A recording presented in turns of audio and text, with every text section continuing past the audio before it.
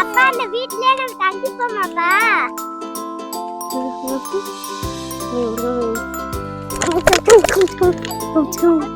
Daddy இந்த விவசாயி நல்லா விதைச்சு நல்லா அறுவடை பண்ணிருக்காரு டாடி.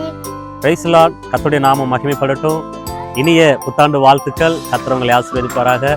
நல்ல நிலத்துல விதைக்கப்பட்ட விதையானது அது 30, 60, 100 பலன் கொடுக்கும். இப்படிதாங்க கர்த்தருடைய வசனத்தை உங்க நிலம், நீங்க தான் அந்த நிலம்.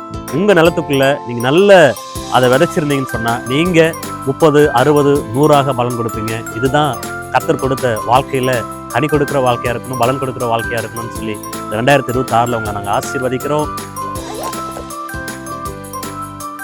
அப்பா இந்த வீட்லயே தங்கிக்கலாமா? God bless you.